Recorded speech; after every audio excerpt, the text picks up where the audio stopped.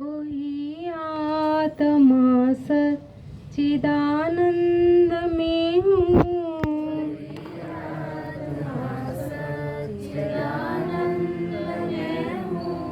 अमर आत्मा सच्चिदानंद में हूँ।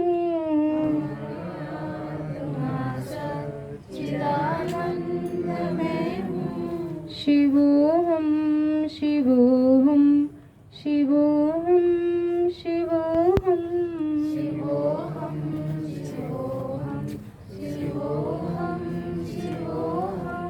शिवोहम शिवोहम शिवोहम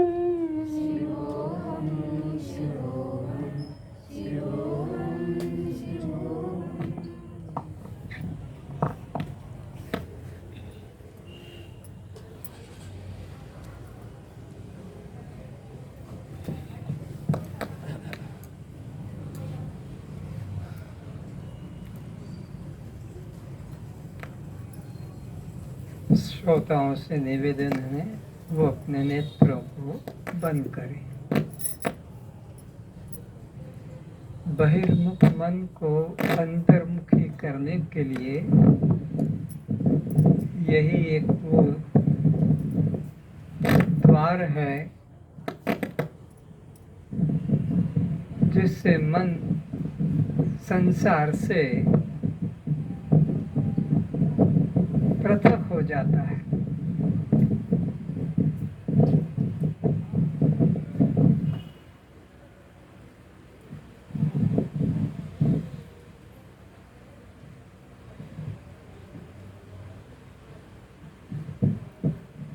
अपने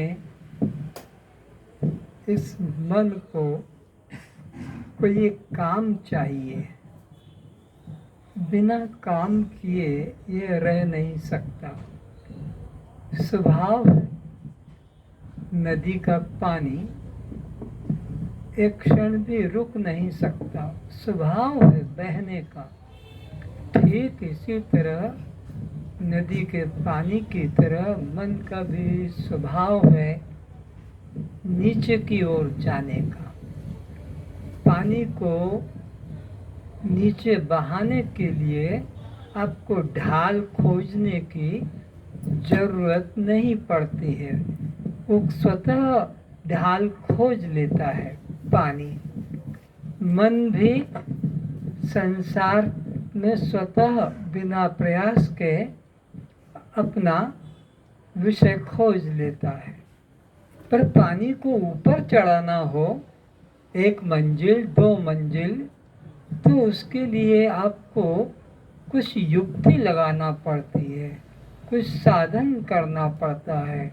उसके लिए एक पंप, एक मोटर लगाना पड़ती है। तो इसी प्रकार इस मन को भी ऊर्ध्वगामी करने के लिए कुछ साधन करना पड़ता है, कुछ युक्ति करना पड़ती है। और वो युक्ति है इन श्वासों का अवलोकन करना, श्वासों के आने जाने के क्रम को देखते रहना। ये मन अंतर्मुखी हो जाता है। केवल श्वास को आते जाते देखने से अब ये बाहर का चिंतन इसका छूट गया।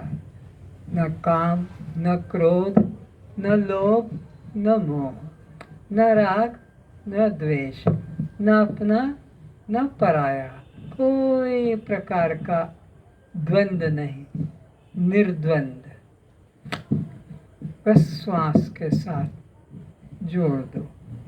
हर श्वास को देखो, आते हुए श्वास को देखो, बस आ रहा है, आ रहा है, पेट भर रहा है, पेट फूल गया, अब वो बाहर की तरफ लौट रहा है।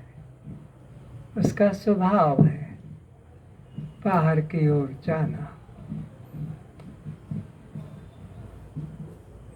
पेट खाली हो गया,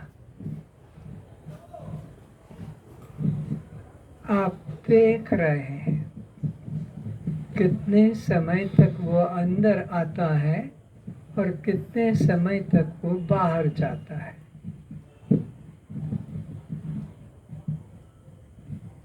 आते हुए श्वास में आप कुछ प्रयत्न नहीं करते, जाते हुए श्वास में आप कुछ प्रयत्न नहीं करते, क्योंकि आप साक्षी हैं, क्योंकि आप दृष्टा हैं, क्योंकि आप असंग हैं, क्योंकि आप निर्लेप हैं। कोई प्रयत्न नहीं है और न उसमें आपका अपना पराया भाव है कि अंदर वाले श्वास को अपना कहेंगे, बाहर वाले श्वास को पराया। कुछ ऐसा नहीं, वो पराया ही फिर अंदर आ जाता है अपना बनकर, और ये अंदर जो है वो अपना ही फिर बाहर पराया हो जाता है। ये इनका स्वभाव है। आपका स्वभाव बस देखने का है, केवल देखने का, करना आपका स्वभाव नहीं है। आज तक कुछ किया है तो बता दो, सोचो आज तक आपने क्या किया है, किस बात का घमंड करते हो, किस बात का अहंकार करते हो। कुछ भी किया हो तो बताओ। ये सब प्रकृति कर रही है, प्रकृति से हो रहा है। प्रकृति के कार्य को अपना कहना पाप होता है। इसीलिए तो भगवान कहते परधर्मो भयावह। प्रकृति के काम को, दूसरे के किए काम को, दूसरे की संपत्ति को अपनी संपत्ति बताना, दूसरे के काम को अपना काम बताना, दूसरे के लिखे ग्रंथ को कॉपी करके अपना नाम बताना। कृष्ण कहता है ना भाई ना, ये काम गड़बड़ है। पर धर्मो भयावह।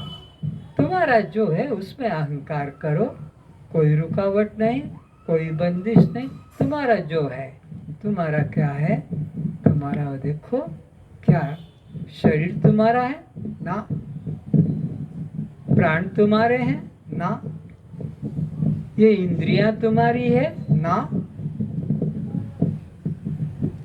तो फिर इंद्रियों के द्वारा ग्रहण किया शब्द, स्पर्श, रूप, रस, गंध, ये पांचों विषय तुम्हारे हैं ना, बिल्कुल नहीं, प्रकृति के हैं। प्रकृते क्रियमाणानि गुणे कर्माणि सर्वशः अहंकार विमूढ़ात्मा कर्तामिति मन्यते। जो मूढ़ है, जो मंद बुद्धि का है, जो अज्ञानी है, जो असुर प्रकृति का है, वो पराई वस्तु को, जो चोर प्रकृति का है, वो दूसरे की वस्तु को अपना कह सकता है, कहता है। पर ईमानदार, सदाचारी, सत्याग्रही, सात्विक पुरुष, वो कभी भी पराई वस्तु को अपनी नहीं बताएगा, बल्कि वो अपनी वस्तु को भी पराई देखता है। मकान तो पराया है, ये गाड़ी तो पराई है, यह फर्नीचर तो पराया है, ये कूलर, फ्रिज, टीवी, ये तो पराए हैं। अरे ये अलंकार जो मेरे अंगली में, मेरे कलाई में जो है, ये भी मेरे नहीं है, ये भी पराए हैं। जन्म से मृत्यु तक जो जो मैंने अपने ऊपर चढ़ाया है, जो जो मैंने अपने ऊपर पहनाया है, एक भी वस्तु मेरी नहीं है। मेरी होती तो गर्भ से साथ साथ निकल कर आती। ये चूड़ी, ये चैन, ये अंगूठी, ये घड़ी, ये कैमरा, ये और भी जो कुछ है ना, मेरा कहने को कुछ भी नहीं है और उसकी पहचान है। जब जाते हो तो वो सब सामान यहीं रख लिया जाता है, एक एक उतार लिया जाता है, चाहे कान का हो कि गले का हो कि हाथ का हो, कलाई का या अंगूठी का, पैर का हो। घर वाले ये सब उतार लेंगे, नंगा कर देंगे। सब तुम्हारे बड़े कीमती कपड़े, बड़े सूट, साड़ी, ड्रेसेस सब उतरा लेंगे, एक भी तुम्हें नहीं ले जाने देंगे। जितने दिन यहाँ हो बस मौज कर लो, जितने दिन यहाँ हो पहन कर दिल खुश कर लो। पर मूर्ख आदमी फटे कपड़े पहनकर, फटे पैंट शर्ट पहनकर काम चलाता है, नए नए कपड़ों को सजा के रख देता है अलमारी में, शोरूम में। लगे कितने सूट हैं, कितने साड़ियाँ हैं, कितने ब्लाउज है, कितने शर्ट है। कुछ भी कहो, तुम इसमें से एक वस्त्र, एक चिंदी, एक रुमाल भी नहीं ले जा सकोगे। तो तुम्हारा जो होता तो तुम साथ लेकर जाते। कहते हैं न साथ लाए हैं न साथ जाएगा, खाली हाथ आए हैं और खाली हाथ जाएगा। ये बात भी बिल्कुल ना समझी की है। कोई खाली हाथ नहीं आता और कोई खाली हाथ नहीं जाता। सब अपने हाथों में, मुट्ठियों में, पोटलियों में बांध कर लाए हैं। क्या लाए हैं और क्या लेके जाते हैं? कर्म लेके आए हैं। ओह, इतने कर्म है कि रखने की जगह नहीं है।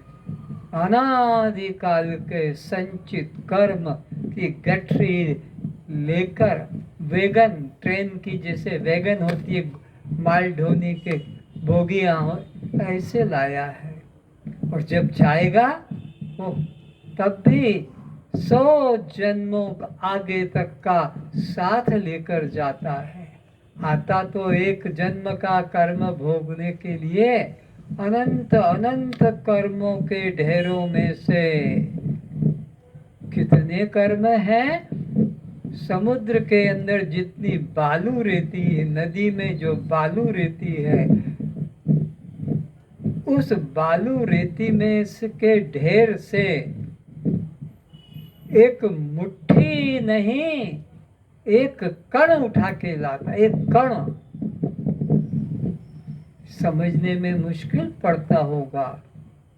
एक कण जैसे एक राई का दाना। तो ये राई का दाना कहाँ से उठाया है? वो जो समुद्र की तरह जो ढेर लगा हुआ है कर्मों का। किसका? जो तुमने किए हैं। कब से? जब से सृष्टि है। जब से सृष्टि है, कर्म करते करते करते, संग्रह करते करते आ रहे हो। संग्रह ज्यादा हो रहा है, एक खर्च करते हो, संचित में से एक खर्च करते हो और उसकी जगह फिर 99 एक कम 100 यहाँ से वापस लेकर जाते हो। तो खाली हाथ कहाँ आए हो भैया? और खाली हाथ भी नहीं जा रहे हो। तुम्हारी पूंजी है कर्म की, वही तुम भोग रहे हो और वही तुम आगे का संग्रह कर रहे हो। ये संसार की संपत्ति है, ये प्रॉपर्टी, ये धन, यह तुम्हारा नहीं, परमात्मा के घर का है। और तुम इसे चुरा कर ले जाना चाहते हो, बिल्कुल नहीं ले जा सकोगे। मृत्यु सब यहीं एक एक करके रखवा लेती है। तो यह जीव अनादिकाल से अपने वास्तविक स्वरूप को न जानने के कारण और इस सृष्टि चक्र में दुख भोगता आ रहा है। अब इस मन को इन श्वासों के साथ लगा दो, तो क्या होगा? बस तुम अपने घर पहुंच जाओगे। ये अपने घर से जुड़ा हुआ है। श्वास का दूसरा छोर परमात्मा से जुड़ा है। श्वास का एक छोर तुम्हारे साथ जुड़ा हुआ है। जैसे किसी पक्षी को कोई पकड़ लेता है, पारधी, और उस पक्षी को एक सूते से बांध लेता है, और वो सूता जितना लंबा है उसका दूसरा किनारा वो पारधी ने पकड़ रखा है। तो पारधी के हाथ में सूत्र का एक छोर है और सूत्र के दूसरे छोर से वो पक्षी बंधा हुआ है। पक्षी का स्वभाव तो उड़ने का है, वो उड़ता है, अपने पंखों को फैलाता है, पर उतनी ही दूर जितना लंबा सूत है। और जब वो पारधी अपने तरफ सूत को खींचता है, वो बरबस पक्षी उसी पारधी के हाथ की तरफ आता है। ये बात समझ में आती है कि एक छोर पारधी के हाथ में है और एक छोर से पक्षी बंधा हुआ है। इसी प्रकार यह प्राण रूपी सूत्र से ये जीवात्मा इधर बंधा हुआ है और परमात्मा की तरफ इसका दूसरा छोर है। परमात्मा के हाथ में प्राण का दूसरा छोर है और इसी प्राण के इस तरफ के छोर में ये जीवात्मा बंधा है।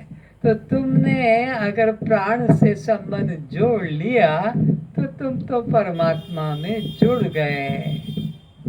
तुम्हारी डोर परमात्मा खींचेगा और तुम परमात्मा की तरफ ही बढ़ोगे।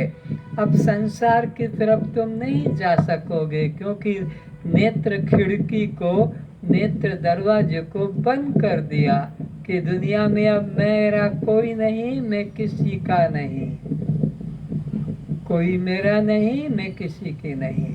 मेरे तो गिरधर गोपाल, दूसरा न कोई, मेरे तो प्रभु जी है और मेरा कोई नहीं, मेरे तो गुरुदेव है और कोई नहीं, वही मेरे सब कुछ है। पिता, माता, भाई, बंधु, सखा, जो कुछ भी कहा जाए, मेरे भी वही है, मेरा भी वही है और मेरी भी वही, कोई अलग नहीं है। बस इन श्वासों को देखने से आप परमात्मा से जुड़ जाते हैं, क्योंकि ये श्वास परमात्मा से जुड़ा हुआ बहुत सरल गणित है। पक्षी के दृष्टांत से और उस पारधी के द्वारा बांधे हुए पक्षी का दूसरा छोर डोरे का तुम्हारे पर्दे के हाथ में है।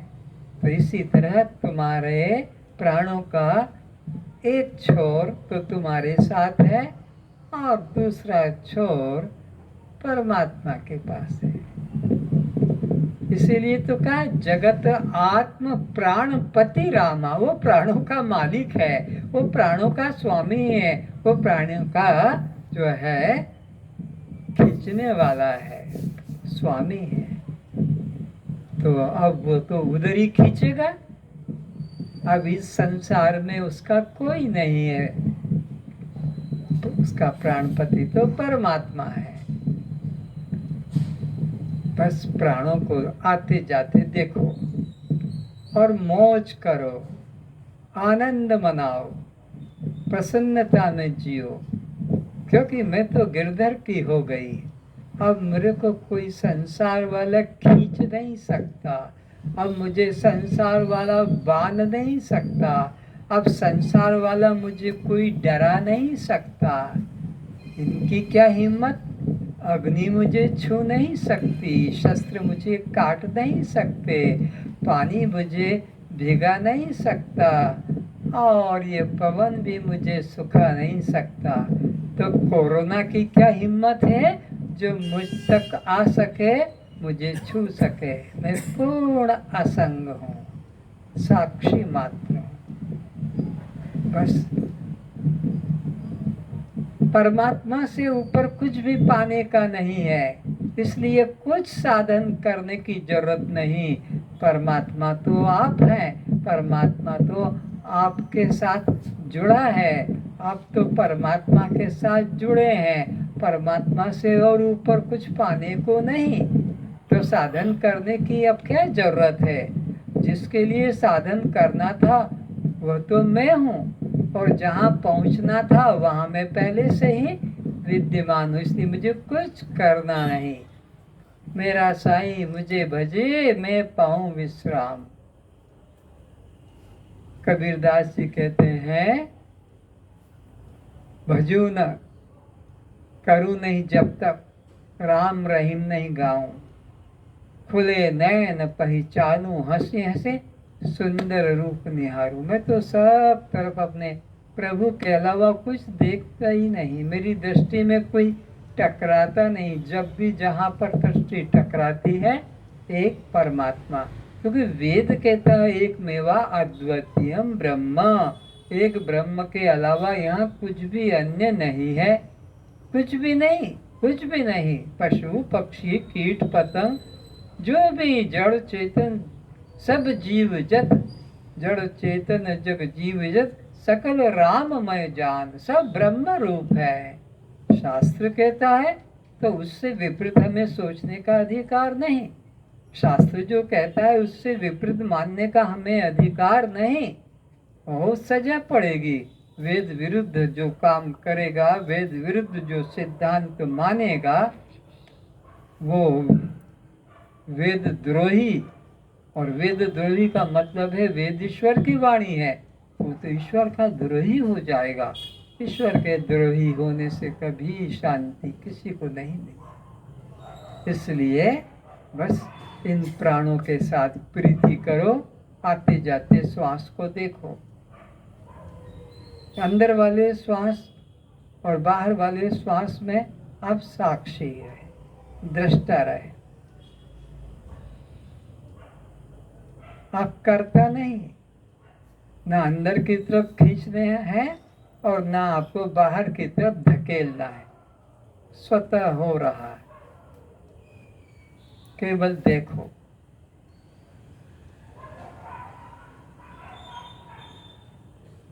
ये जो शांति लग रही है अभी अभी, जो शांति लग रही है, मन कुछ भी नहीं सोच रहा, मन कहीं भी नहीं जा रहा है, मन किसी में भी अटका नहीं। ये जो शांति, ये मेरा स्वभाव है, ये मेरा स्वभाव है। बिना साधन के स्वतः ये जो आनंद प्रकट हो रहा है, ये किसी वस्तु का नहीं, मेरा स्वभाव।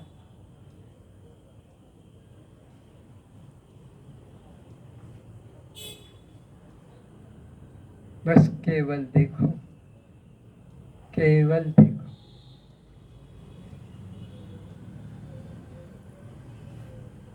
जानना और देखना ही तो आपका स्वभाव है, करना तो कुछ है ही नहीं, करना आपका स्वभाव नहीं। करना प्रकृति का स्वभाव है, और तुम उसके कर्म में मिथ्या अहंकार करके पाप संग्रह कर रहे हो। अनादिकाल से जितना भी कर्म हुआ है, बुरे से बुरा और अच्छे से अच्छा, छोटे से छोटा और बड़े से बड़ा, जो भी हुआ है, तुमने एक भी कर्म नहीं किया। और कर्म कितने संग्रह कर लिए तुमने? संग्रह तो कहते हैं कि पृथ्वी के मिट्टी के सारे कण को गिना जाए मुश्किल है, फिर भी कोई गिन ले पर जीव के संचित कर्म गिने नहीं जा सकते। ये संचित कर्म कैसे हो गए? चोरी का माल। ये चोरी का माल है जीव के पास में, क्योंकि किया तो पंचभूतों ने, किया तो है सतोगुण रजोगुण तमोगुण ने, किया तो है इन पंच ज्ञानेंद्रियों ने, किया तो है पंच कर्मेंद्रियों ने, किया तो है इन पंच प्राणों ने, किया तो है सतोगुण रजोगुण तमोगुण ने। और तुमने उसमें से अपनी मोहर मार दी। तुमको तो बिठा दिया था मॉल में चौकीदारी करने को, और तुम माल के ही मालिक बनकर बैठ गए। तो अब जाओ, सजा भोगो, जेल में आजीवन कारावास। तुम तो चौकीदार थे माल के, इतने बड़े माल के, करोड़ों अरबों की संपत्ति के, और तुमने ताला मार लिया और चाबी लेकर भाग गए। बाकी मेरा है, खोल के देखे, क्योंकि चाबी तुम्हारे पास है। ऐसे ही ये सब प्रकृति का चुराया हुआ माल है। तुम केवल साक्षी रहो। ये सब प्रकृति का है, तुम्हारा इसमें कुछ भी किया हुआ नहीं, केवल तुम साक्षी।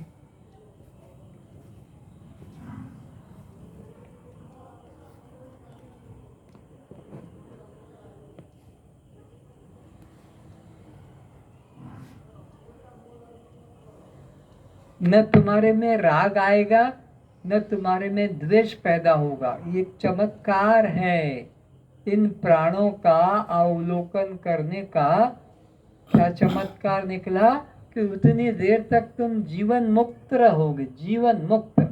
और तुम संसार का कोई भी चिंतन करो, अरे भगवान का भी चिंतन करो, तब भी तुम्हारा कर्म बन जाएगा, चाहे वो पुण्य कर्म बने कि चाहे कोई तुम्हारा और संसारिक कामना पाप कर्म बने। लेकिन श्वास के देखने से कोई कर्म ही नहीं बनता है, कुछ भी कर्म नहीं बनता। जितनी देर बैठे रहोगे, जितनी देर श्वासों को देखते रहोगे, तुम जीवन मुक्त रहोगे। उतना समय तुम्हारे जीवन से मुक्ति का होगा।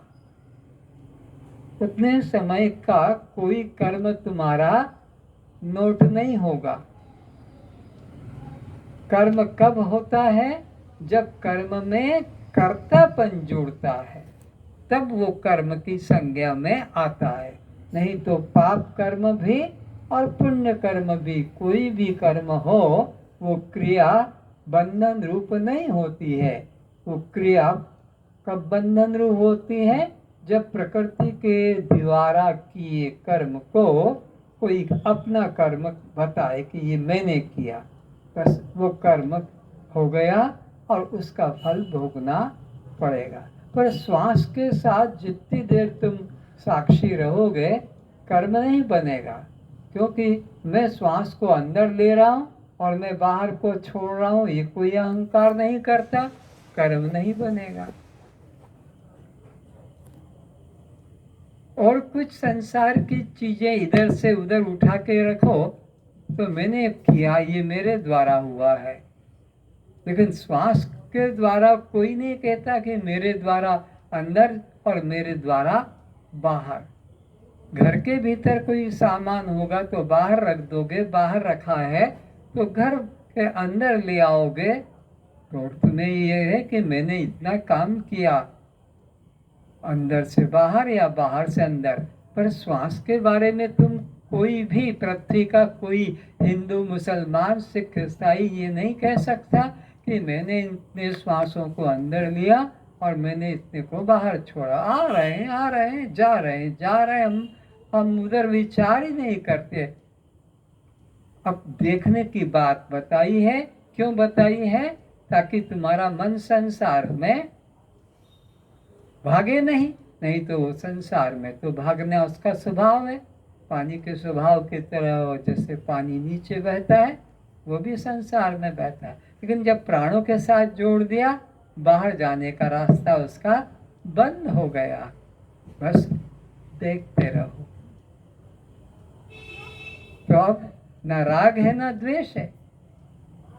कोई नहीं ऐसा कहता है कि ज्यादा ज्यादा श्वास आए या जल्दी जल्दी जाए, तो फिर कर्म नहीं बना, क्योंकि तुमने ऐसा विचार नहीं किया। या अंदर ही श्वास रुका रह जाए, बाहर ना निकले, ये भी नहीं तुमने कहा। या बाहर ही रहे, अंदर ना आए, ये भी तुमने नहीं विचारा।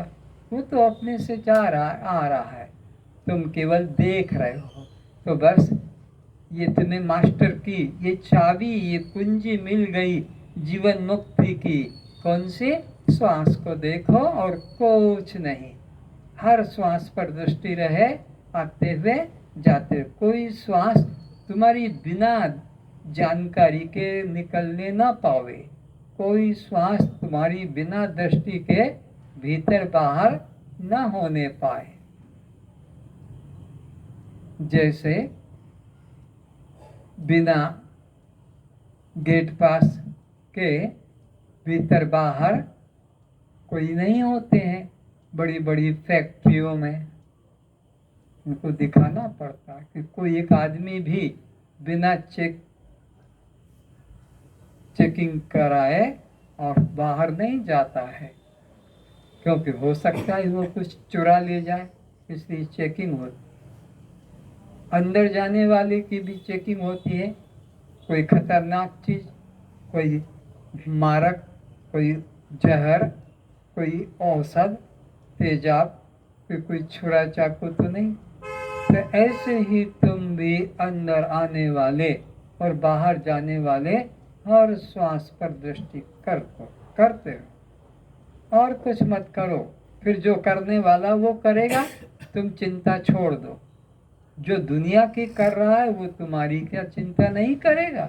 सारी दुनिया की चिंता तो परमात्मा करता है। सब जानते हैं कि मेरे घर के बाहर जो भी हो रहा है सब वो करने वाला परमात्मा। तो तुम्हारे घर को क्यों छोड़ देगा? सबके घर की वो देखता है परमात्मा, तो तुम्हारे घर की क्यों नहीं देखेगा? जो सबका होगा वो तुम्हारे घर का होगा, जो सबके परिवार का होगा वो तुम्हारे परिवार का होगा, जो सबके संबंधियों का होगा वो तुम्हारा होगा। तुम अपने ऊपर क्यों इसका बोझा उठा लेते हो? उतार दो और उसी पे डाल दो।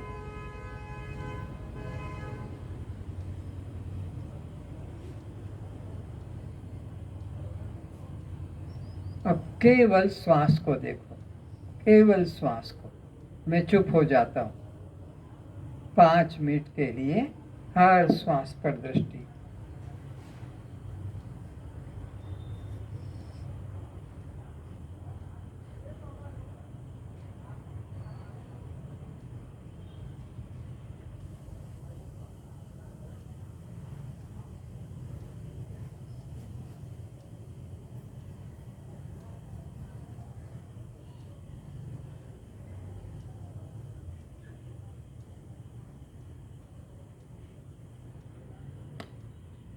नींद आती है तो श्वास लंबा खींचें और लंबा छोड़ें। लंबा श्वास अंदर खींचेंगे और लंबा ही बाहर छोड़ेंगे। नींद अगर आती है तो, अन्यथा शांत होकर देखो।